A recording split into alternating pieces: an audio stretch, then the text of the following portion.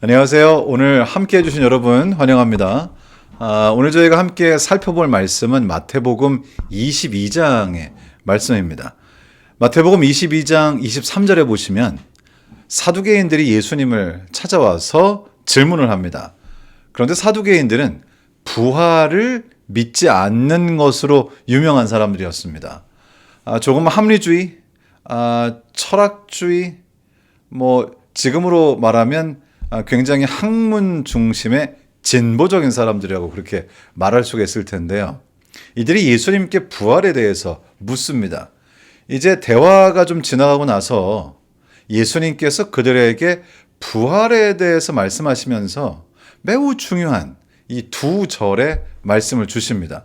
마태복음 22장 31절부터 32절입니다. 죽은 자의 부활을 논할진대 하나님이 너희에게 말씀하신 바 나는 아브라함의 하나님이요 이삭의 하나님이요 야곱의 하나님이로라 하신 것을 읽어보지 못하느냐. 하나님은 생명을 창조하신 분이시고 생명의 근원이시고 하나님께서는 생명이 있는 자들과 공존하십니다.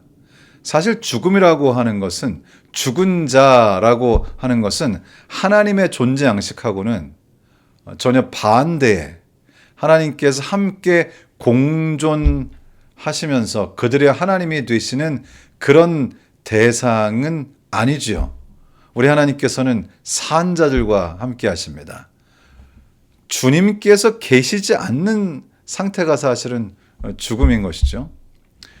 그때 예수님께서는 하나님께서 자기 자신을 아브라함의 하나님, 이삭의 하나님, 야곱의 하나님이라고 말씀하시는 것을 여기서 보여주시면서 그 말씀을 하시면서 하나님께서 아브라함의 하나님이라고 말씀하셨다는 것은 아브라함이 인간적인 관점에서 볼 때는 이미 오래전에 죽은 사람이지만 하나님께서 보실 때는 아브라함이 죽은 사람이 아니기 때문이다 이렇게 설명을 하시는 것 같습니다.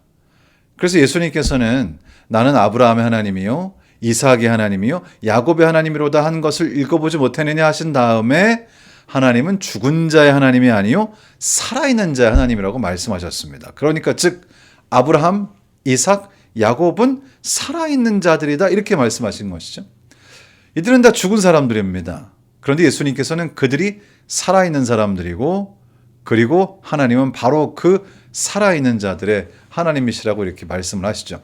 사실 이 말씀은 죽음과 삶에 대한 인간이 아니라 예수 그리스도의 관점에서의 정의를 이해하지 못하면 참 이해하기가 어려운 그런 말씀인 것 같습니다.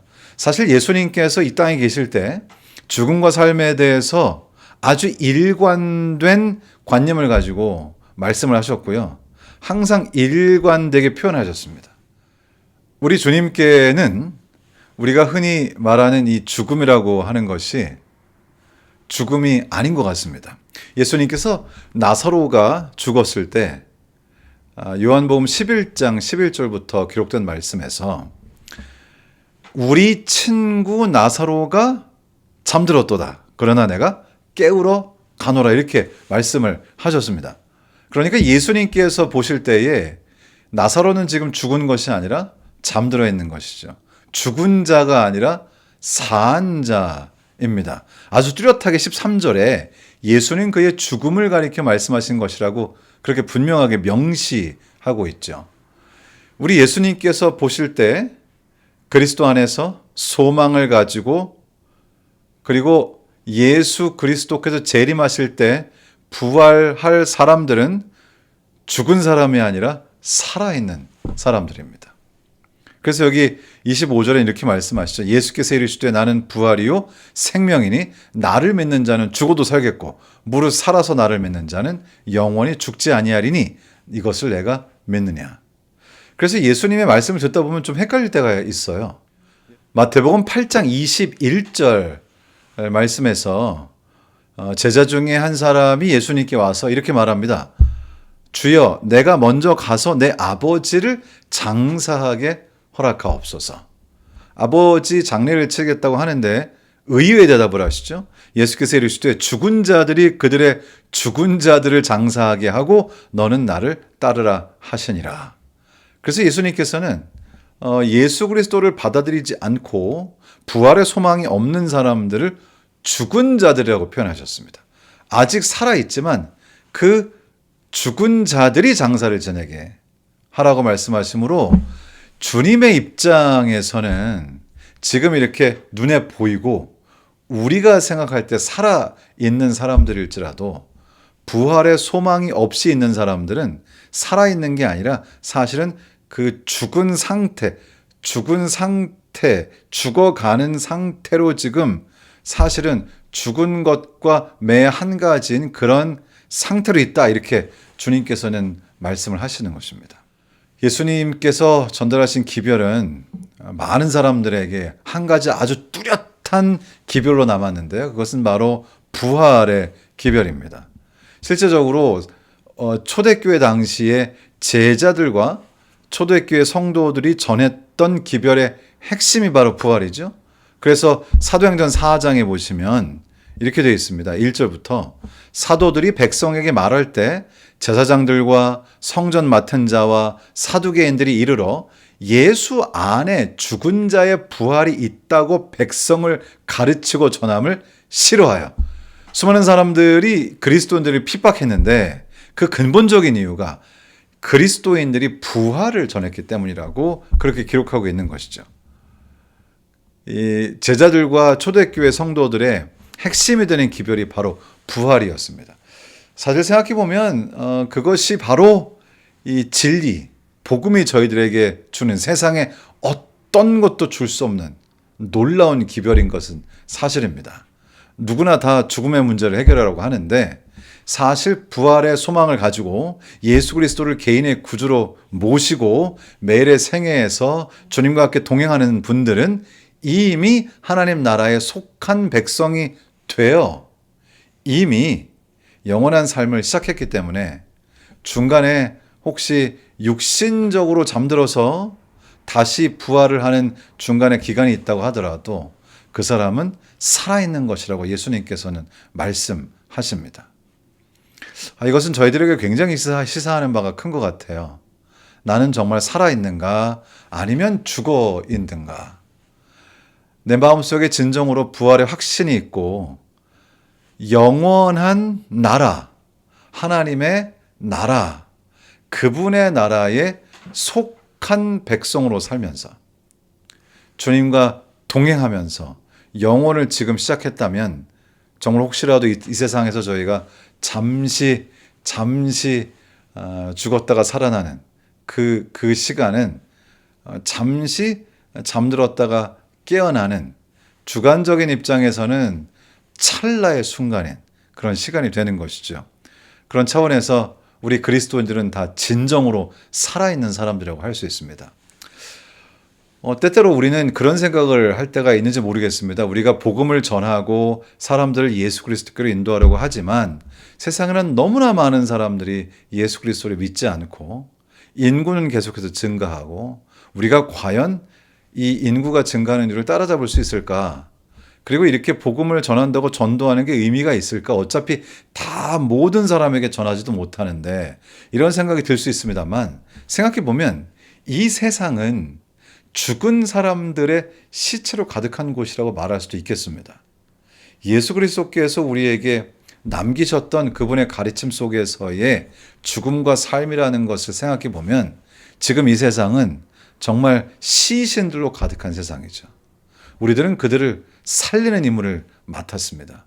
만일에 우리가 어떤 해변가에 갔는데 수많은 사람들이 해변에 누워 있다면 쓰나미 때문에 사람들이 죽기도 하고 다치기도 하고 그것이 지나간 후에 수많은 사람들의 이 시신인지 아니면 살아있는지 알 수 없는 수많은 사람들이 바닷가에 누워 있다면 우리는 아마 따지지 않고 그 중에 누구라도 한 사람이라도 더 살리려고 할 것입니다.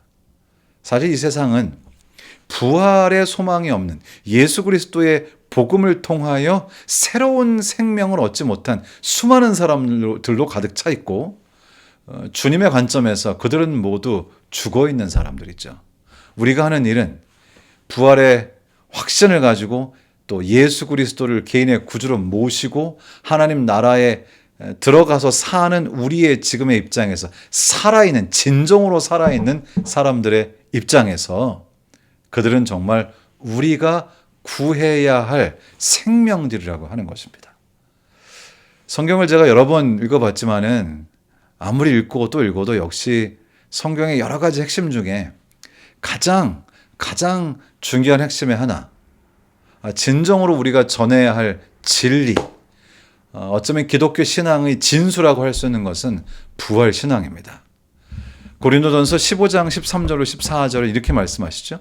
만일 죽은 자의 부활이 없으면 그리스도도 다시 살아나지 못하셨으리라. 그리스도께서 만일 다시 살아나지 못하셨으면 우리가 전파하는 것도 헛것이요 또 너희 믿음도 헛것이며.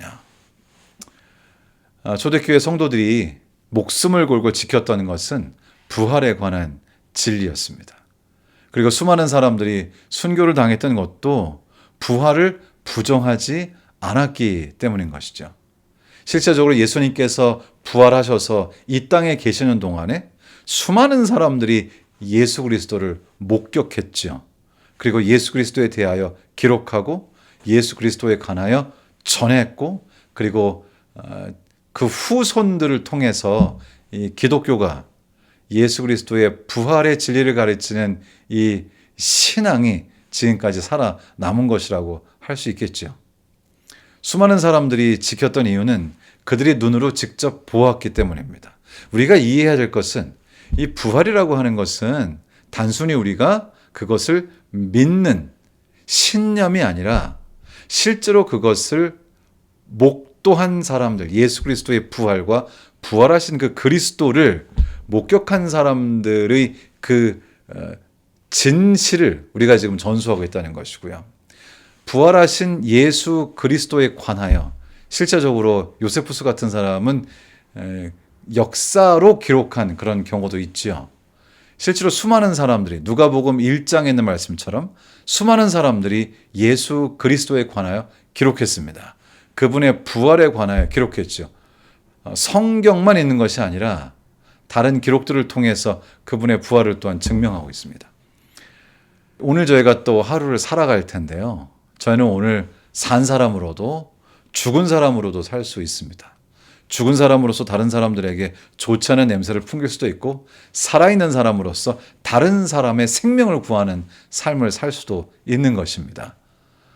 우리들은 주님의 은혜로 그분의 자녀가 되었고, 그리고 부활의 확신을 가지고 하나님의 나라 안에서 발은 이 땅을 밟고 있지만은 우리의 마음은 하나님의 나라, 주님의 왕국에 있고, 우리는 이미 영생을 시작한 사람들이죠.